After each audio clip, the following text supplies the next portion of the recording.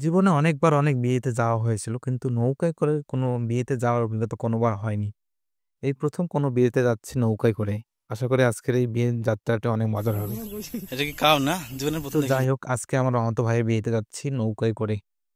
শুধু নৌকায় করে না, আমাদের প্রথমত আসতে হয়েছিল বাসে করে। বাসে ৩-৪ ঘন্টা জার্নি করার পর আমাদের চড়তে হয়েছিল অটোতে। তো আমাদের মধ্যে এক বড় ভাই নৌকার মাঝির সাথে কথা বলার জন্য ভিতরে গেল। কারণ এখানে কেউ আগে যেতে পারবে না। সিরিয়াল মেইনটেইন করে যেতে হবে। আমরা এখন নৌকায় করে যাচ্ছি। নৌকায় করে যেতে কার না ভালো লাগে? সবারই নৌকায় করে যেতে ভালো লাগে। আমরা যে নৌকাটাতে চড়েছি, এই নৌকার আশেপাশে আরও অনেক নৌকা দেখা যাচ্ছে। আর নৌকার এই যাওয়ার দৃশ্যটি আমার কাছে অসাধারণ লাগতেছে। আমাদের এই নৌকাটি কোনো এক ঝামেলার কারণে আমাদের এই নৌকাটি পরিবর্তন করা হলো। পরিবর্তন করে আমরা অন্য নৌকায় চড়লাম।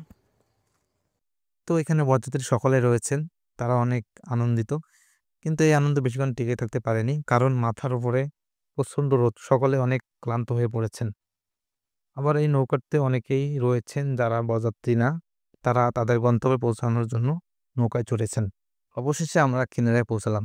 এখন আমাদের বিয়েবাড়িতে যাওয়ার পালা। কিন্তু খেলা এখানেই শেষ না, আমাদের আরো অনেক পথ হেঁটে যেতে হবে। কারণ আশেপাশে কোনো যানবাহন নেই, আর এখানে কোনো গাড়ি চলাচল করে না। বর্তমানে আমরা যে জায়গাটিতে দাঁড়িয়ে আছি, এটা একটা চর। বর্ষাকালে এই জায়গাটি পানি দিয়ে ভরাট হয়ে যায়, তাই এখানে কোনো রাস্তা তৈরি হয়নি। ভিডিও চলতেছে, ঠিক আছে।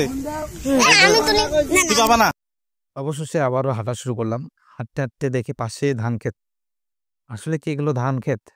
না, এগুলো ধান ক্ষেত না, এগুলো হলো কাউন, যা আগে মানুষ ভাতে পড়তে খেত। যাই হোক, বিয়ে বলে কথা, তাই বরযাত্রী সকলে আমাকে রেখে অনেক সামনে চলে গেছে। আমি সবার পিছনে পড়ে রয়েছি। আমার পিছনে আর কেউ নেই।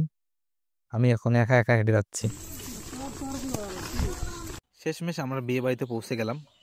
সাধারণত প্রতিটা বিয়েতে দেখি আমরা বিয়ের গেট মেয়েরা ধরে, কিন্তু এখানে কোনো মেয়ে দেখতেছি না, সব ছেলেরাই গেট ধরেছে। আর আমার সামনে যে ছেলেটিকে দেখতে পাচ্ছেন, সে হচ্ছে আমার মামাতো ভাই। আর ওরই বিয়ে আজকে। আসলে তাকে দেখে বোঝা যাচ্ছে না যে আজ তার বিয়ে, কারণ আমার মামাতো ভাই একজন হুজুর, আর সে সিম্পলভাবে সাজা পছন্দ করেন। যাই হোক, সকলেই অনেক ক্লান্ত। আমাদের এখন বিশ্রাম প্রয়োজন, কারণ আমরা সকাল 8টা থেকে জার্নি শুরু করেছি, আর এখন 5টা বাজে। So tata, bye bye.